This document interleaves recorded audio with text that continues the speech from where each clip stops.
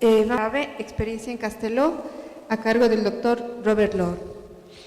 El doctor Robert Lord, médico cirujano, especialista en psiquiatría, tiene diplomado superior en prevención de adicciones y derechos humanos, una pasantía académica en Europa en patología dual grave, médico tratante, jefe de servicio en psiquiatría en el Centro de Rehabilitación Social El Rodeo y director de la Unidad de Psiquiatría en Portoviejo. Es docente de Cátedra de Psiquiatría Clínica en las Universidades Técnica y Laica de Manabí. Vamos a empezar la conferencia. Gracias. Le damos la palabra, doctor. Pues listo. Como lo había dicho nuestra amiga presidenta de la mesa, efectivamente vamos a hablar sobre el manejo de la patología dual grave. Para esto es importante destacar, lo hemos conversado con Pedro Ruiz, quien está presidiendo la Asociación Mundial de Patología Dual, que definitivamente debemos tener objetivos de lucha. Uno de esos es fortalecer los servicios hospitalarios de salud mental y particularmente en estos espacios de trabajo, definitivamente pues aplicar los programas de tratamiento de patología dual grave que en otros países evidentemente tiene muchísimo protagonismo, y sobre todo gracias a estos servicios de salud hay beneficios en la comunidad que se traducen en las políticas de reducción de daño. Este quizás es un primer aprendizaje de lo efectuado en Europa, en el sentido de que aspiramos que alguna vez en nuestro medio, en América Latina y acá en Ecuador, podamos tener estos servicios que redunden en beneficio de la comunidad. En definitiva, además, le decía a Pedro Ruiz que tenemos que trabajar por la desestigmatización de la peligrosidad del enfermo dual grave. En los actuales momentos, con el desarrollo de las neurociencias, las neuroimágenes, ¿verdad?, y sobre todo un gran arsenal de nuevos psicofármacos que se van descubriendo a través de su mecanismo de acción, cómo provocan resultados positivos en lo que respecta a los trastornos de conducta, vinculados por supuesto con esta gravísima potenciación de adicciones más otro trastorno mental. Es decir, aspiramos que acá también nosotros podamos tener esta inversión en salud, en decisiones políticas que vayan a buscar la reducción del daño social que francamente a través simplemente de los medios de comunicación, en nuestros periódicos, vemos día a día los niveles de violencia y de criminalidad. Detrás de eso, en gran parte está, por supuesto, la patología dual grave que vamos a trabajar acá. El hombre ha buscado siempre obtener la sociedad ideal. Filósofos, teólogos, actores de la jurisprudencia, ¿verdad?, miran este concepto de sociedad ideal desde un punto de vista particular o sesgado por el axioma que impulsa su ciencia. Nosotros como profesionales de la salud mental entenderemos fácilmente cómo esta sociedad ideal lo que busca es tener individuos, cada uno de estos puntitos serían individuos que gocen de salud mental.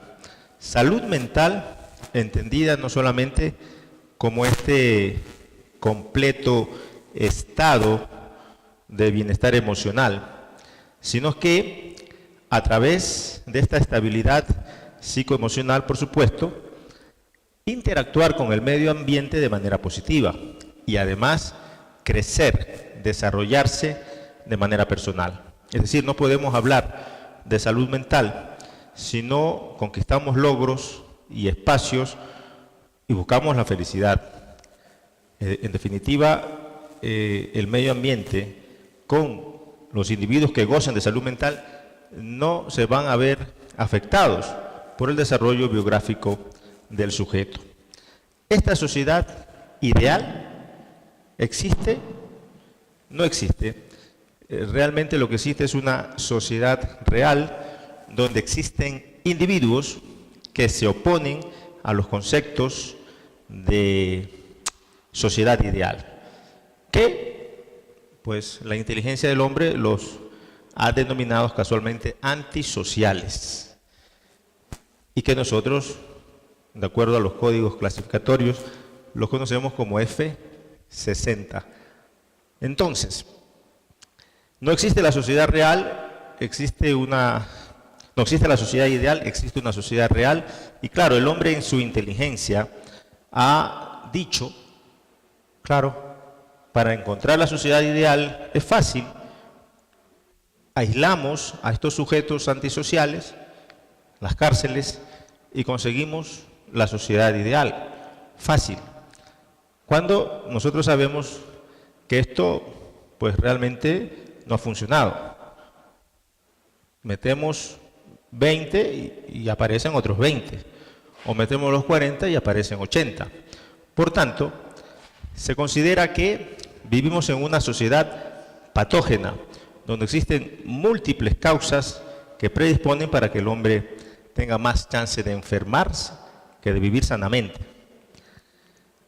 Y claro, aquí cualquiera de estos factores sociales, patógenos que abundan en la dinámica social, pues nos hace prever que podríamos, aparte de hablar todo un congreso sobre cada uno del impacto patógeno de estas variables, como el embarazo adolescente, el consumo de sustancias, la desocupación, el divorcio, la pobreza, la corrupción, es decir, cada uno de los que está enamorado allí.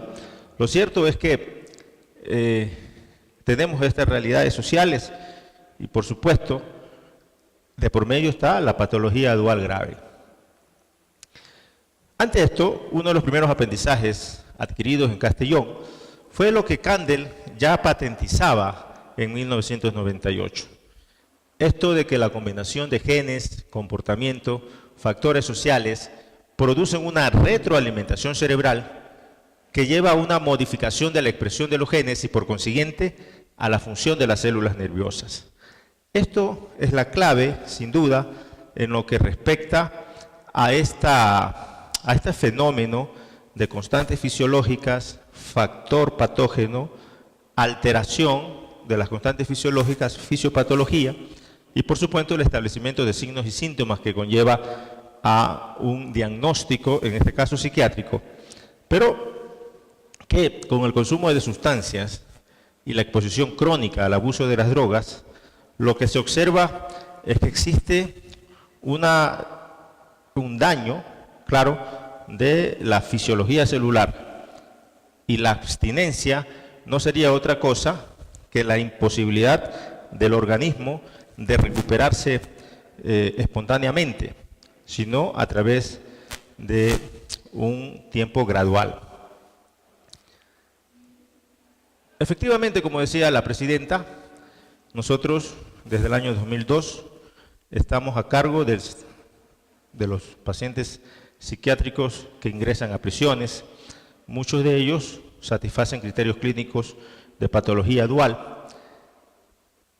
Y desde el 2002 hasta la fecha, por supuesto, hemos pues aprendido y seguimos aprendiendo en virtud a los cambios que, como insisto, la psicofarmacología y el desarrollo general de las neurociencias lo protagonizan. Avisoramos un mejor futuro, nosotros somos más optimistas. Otro de los aprendizajes, por tanto, que nosotros debemos destacarlo, es lo denominado como off-label use, es decir, en español, uso fuera de indicación. Todos los medicamentos tienen categóricamente una ficha técnica que es la aprobada por la FDA. Pues bien, existe una corriente, sobre todo cuando se maneja patología dual grave, a romper estos paradigmas, a usarlos de acuerdo al mecanismo de acción, a su perfil receptorial, sobre otros trastornos que no son reconocidos por la FDA e incluso, lo que es más frecuente, a dosis cada vez más altas. Por ejemplo, quetiapina está aprobada como dosis máximas por la FDA entre 600 a 800 miligramos diarios. Nosotros hemos manejado pacientes con el doble de esa dosis, es decir, 1,5 gramos. Tiene una presentación de 300 miligramos. Claro, es decir, estos enfermos toman hasta 5 tabletas diarias para sostener su estabilidad. Y además, claro, si nosotros pudiéramos un ejemplo, también existe la presentación mínima de quetiapina, que es de 25 miligramos. Cualquiera de nosotros que tomemos una quetiapina de 25 será suficiente para dormir bien toda la noche o incluso tener signos de sedación al día siguiente. Por tanto, imagínense ustedes, estos enfermos duales pueden soportar hasta 10 veces la dosis mínima en una sola toma. Y no solamente eso, sino que esta toma se, dependiendo del caso, ¿verdad?, se repite hasta por 3 o 4 veces al día. El trabajo en el rodeo, en la unidad de psiquiatría del rodeo, realmente resultó interesante. Aprendimos mucho. A lo largo de más de 15 años ya, pudimos entonces llegar a tener diagnósticos como este, que ameritaron una participación en el máximo congreso de patología dual en la sociedad, que es la Sociedad Española de Patología Dual. Aprendimos a diagnosticar a pacientes con, por ejemplo, el trastorno mixto de la personalidad, obsesivo, esquizoide, con rasgos límites y disociales, más síntomas distímicos y dependencia al consumo de sustancias psicoactivas. Ustedes pueden ver y notar, sin duda, ¿verdad?, el impacto del diagnóstico en este sujeto. Claro, es decir, patología dual grave.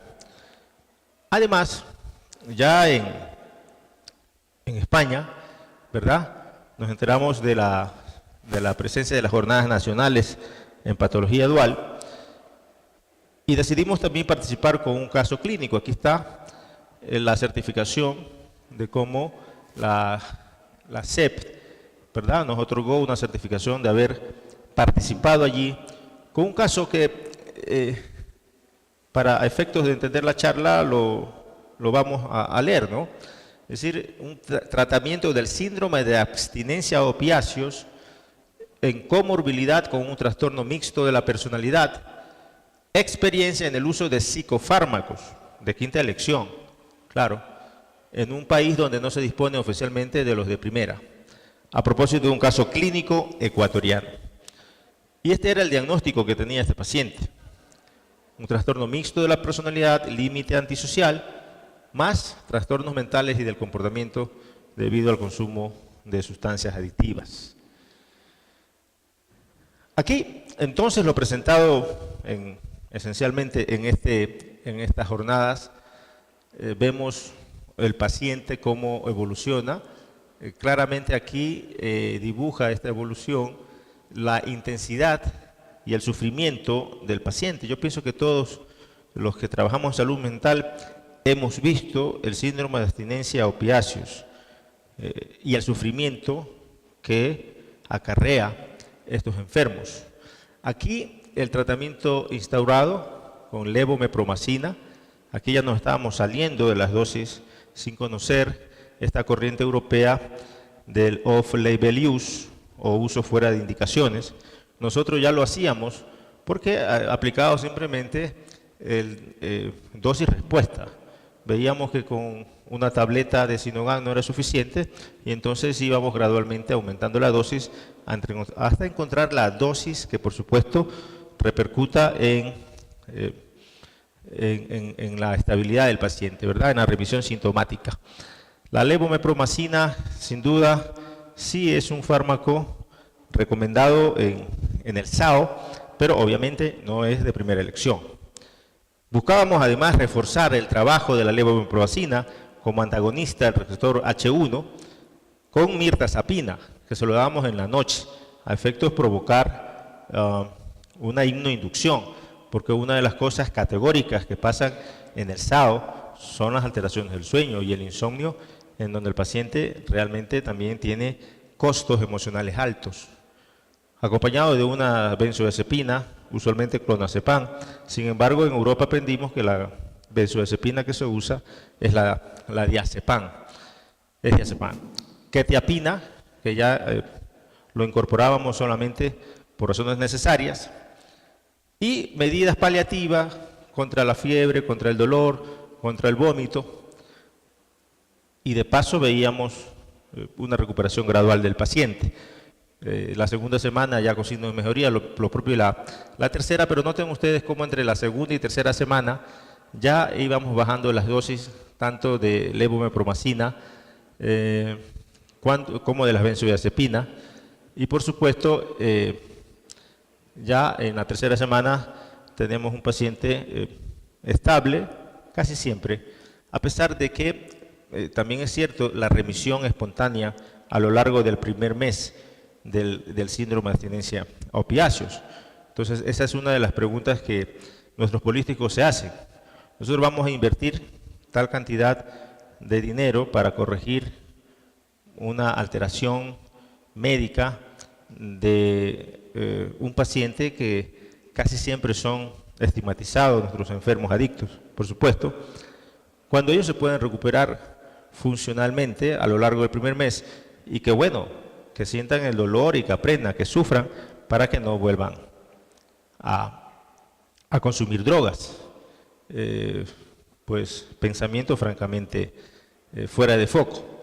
En todo caso, lo que también queríamos es traerles unos casos que manejábamos, o tuvimos la oportunidad de manejar en Castellón, que le damos un nombre, por ejemplo, el caso ideal, el distímico solitario, el experto, la magia de la metadona, con los diagnósticos específicos y con los esquemas de tratamiento, que por supuesto allí se engloban dentro de protocolos específicos. Otros casos asimismo con títulos y diagnósticos y tratamiento. Vamos a destacar apenas unos 3 o 4, este que lo llamamos el caso ideal, un diagnóstico de trastorno por dependencia al consumo de alcohol, ingesta de 45 Vs por día. El tratamiento, pauta descendente de diazepam, habitualmente cuando la cantidad de alcohol que el enfermo está ingiriendo sobrepasa las 40 unidades estándar de bebida, ya se aplica 80 miligramos de diazepam el primer día con decremento gradual de 5 a 10 miligramos. Se da ácido fólico, un complejo vitamínico, a consecuencia se da un antiepiléptico, casualmente. Todos sabemos que en el síndrome de abstinencia alcohólica el riesgo de crisis convulsivas es franco. Se da, en este caso se dio una desvenlafaxina, que comenzamos con 50 miligramos y luego se subió a 100, y finalmente quetiapina, apenas 100 miligramos, hora sueño. El caso ideal porque el aprendizaje de este paciente nos mostró primero realmente la dinámica patógena que envuelve al alcohólico, ¿verdad? Aquí aprendimos también la teoría de la automedicación. Este paciente, mientras estaba en la consulta, tuvo que esperar cerca de 2 horas, y cuando ya estuvo frente a nosotros, nos suplicó que le diéramos a tomar el último chupito de whisky, que la esposa obviamente le tenía ahí, y realmente no fue un chupito, fue un cuarto de la botella. Además vimos el malestar aversivo del paciente, es decir, mientras tomaba el whisky, generaba este correlato ego-distónico, aversivo, claro, porque realmente el paciente ya no quería beber. Caso ideal, por la motivación que le puso, dentro del programa de tratamiento existe una unidad o un subprograma que se llama de psicoterapia motivacional breve, en el que todos los pacientes duales que ingresan a tratamiento tienen que hacer este subprograma por 15 días de psicoterapia motivacional breve.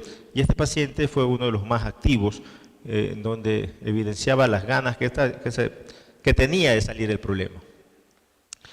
Para los que no conocen, las Vs son las unidades básicas, las unidades de bebidas estándar.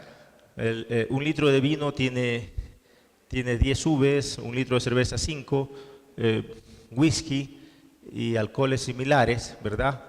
En un litro 40 Vs. Entonces, los pacientes que llegan a beber 40 Vs ya realmente están entrando en un fenómeno de automedicación, o sea, entendida como un potente síndrome de abstinencia alcohólico que solamente es aliviado con la ingestión de nuevas dosis, en este caso de alcohol. Como se toma un litro, se aplica en el protocolo 40 Vs y se comienza la pauta descendente con diazepam de 80 miligramos en dosis decrecientes. El aprendizaje de este caso, la identificación de las Vs para dosificación de benzodiazepina, el esquema de tratamiento que ya lo vimos, es decir, involucra no solamente complejo B y ácido fólico, sino también un antiepiléptico y, si el caso lo requiere, un antidepresivo. En la evolución resulta grato observar la revisión total de los síntomas día tras día y la adquisición de un portentoso juicio crítico de trastorno con una meta de abstinencia definitiva de este paciente. El paciente, por así decirlo, era un volcán de ganas de no recaer. Lo recuerdo claramente. El segundo paciente lo llamamos la magia de la metadona. Es un paciente que tiene un diagnóstico de trastorno por dependencia al consumo de opiáceos, cocaína, marihuana, benzodiazepina, más un trastorno límite de la personalidad y un síndrome depresivo. Realmente este paciente se intentó sacarlo con clonidina, no hubo buena respuesta, se utilizaron otros fármacos, pero al final se tuvo que utilizar metadona. Con todos los dos esquemas el síndrome de abstinencia opiáceo se mantenía.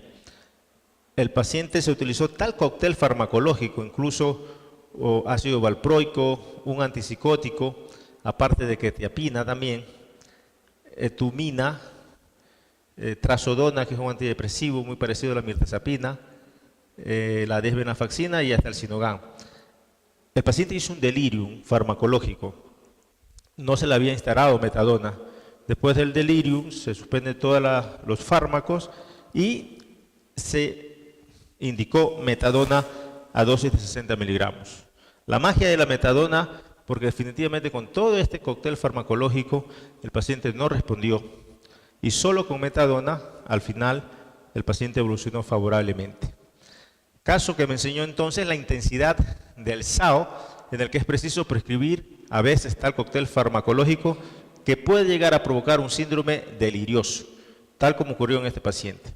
Luego de lo cual, con los consabidos ajustes y al estabilizar el cuadro clínico, es sorprendente cómo la recuperación plena del nivel de conciencia junto al estado de ánimo de un paciente al alta en buenas condiciones. Entonces, tuvimos que ver un poco qué mismo es la metadona. La metadona es el principal medicamento agonista total opiáceo utilizado en el tratamiento de mantenimiento de la deshabituación de estas sustancias adictivas. En ese sentido, genera la misma fenomenología molecular que provocan las drogas de abuso, excepto sobre la recompensa. Es interesante, no sé si Irene, ¿no? Si también vio la cola de metadona, ¿no?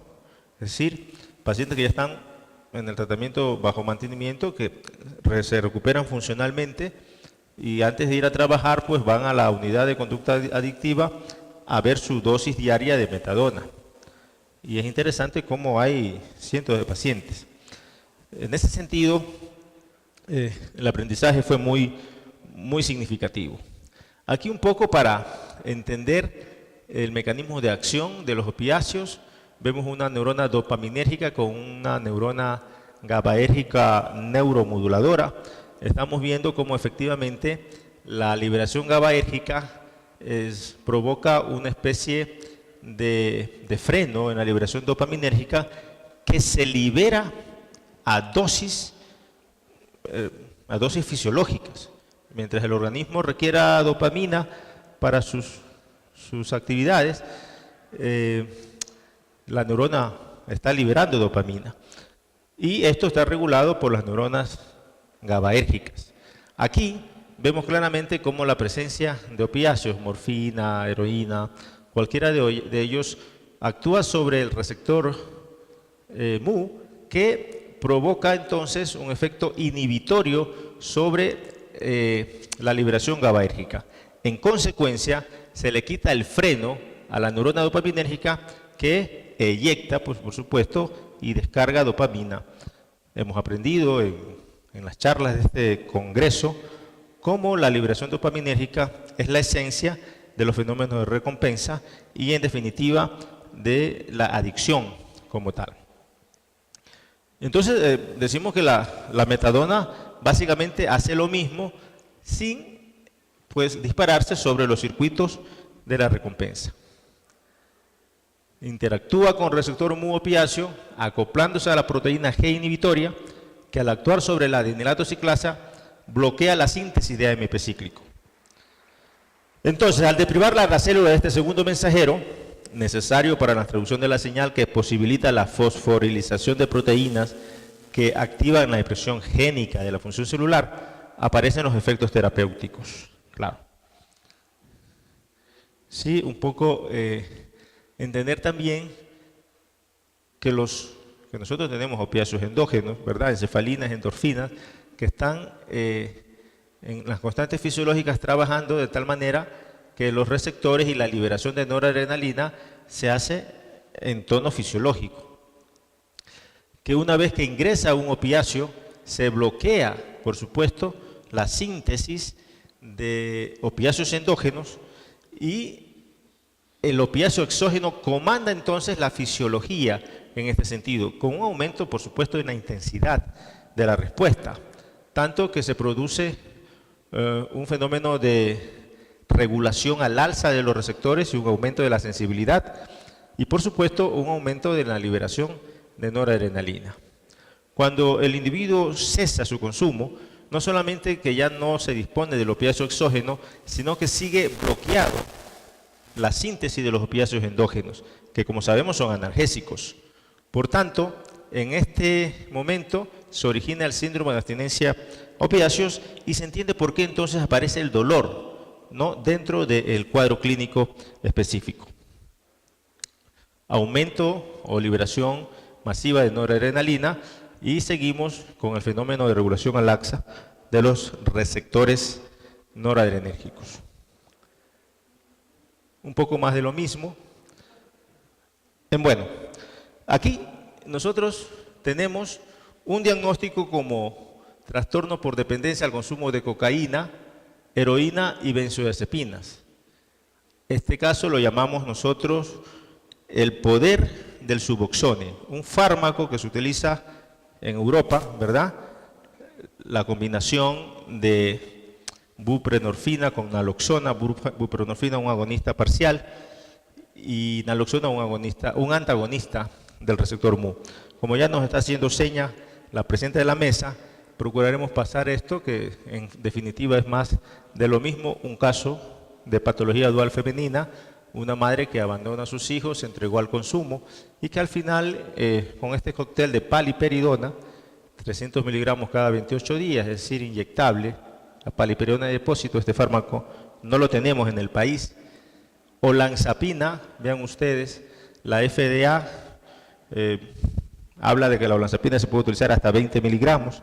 Acá en este paciente utilizamos 30 miligramos día, la quetiapina en dosis de 300 miligramos, una paciente femenina, imagínense ustedes, 900 miligramos de quetiapina y un protector gástrico. Entonces seguimos definitivamente con estos casos para poder terminar a tiempo, apenas nos quedan 5 minutos. Vamos a hablar que otro de los aprendizajes que tuvimos en Castellón fue lo que se denomina las 3 vías causales de la adicción, en la que los factores de personalidad son probablemente un factor etiológico importante. La primera es la vía de desinhibición del comportamiento, la segunda es la vía de la reducción del estrés y la tercera, la vía de la sensibilidad a la recompensa. Todos nosotros podemos interpretar esta realidad. Otro de los aprendizajes entonces fue la remisión espontánea del síndrome de abstinencia versus la red de atención de drogodependencia europea. Es decir, es increíble cómo cada paciente adicto le cuesta al Estado europeo cerca de 30.000 euros anuales. Nosotros acá entendemos que no tenemos ese apoyo. La cola de metadono que hablamos, la política de reducción de daños que hablamos, la psicoterapia motivacional breve que hablamos, en fin, también estaba tentado a dar unos conceptos básicos, pero en honor al tiempo lo vamos a desechar, siempre haciendo énfasis en que trabajamos, lo hemos conversado con Pedro Ruiz, insisto, en la desestigmatización de la peligrosidad del paciente dual grave con tratamiento. Es decir, los psiquiatras y en general los profesionales de salud mental se asustan mucho cuando tenemos este tipo de diagnóstico, pero nosotros podemos dar fe que en 15 años de trabajo con estos enfermos no hemos tenido ningún problema en absoluto. Además, pues se ha beneficiado bastante del tema. Para terminar, quiero traerles una especie de investigación que hice yo en la unidad de conductas adictivas con una población o una N de 50 enfermos. Entendía yo un poco, Irene, tranquila, aquí me iba a demorar 20 minutos, pero saqué simplemente una conclusión del perfil del usuario de las unidades de las conductas adictivas.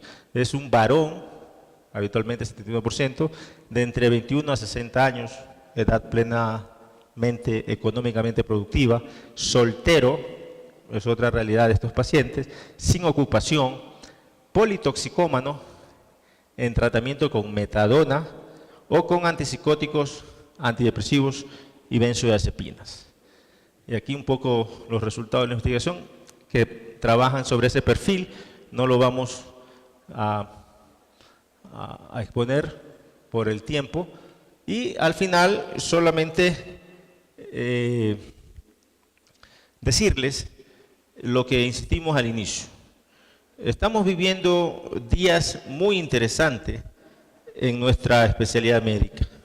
Año a año los psicofármacos están demostrando mayor eficacia y mayor efectividad en el control de estos pacientes duales. Aquí entonces tenemos una serie de antipsicóticos modernos con un perfil receptorial pues bastante interesante, en donde los que trabajan sobre el receptor H1 parece ser que son muy importantes a la hora de obtener una respuesta beneficiosa en este tipo de casos, ¿verdad?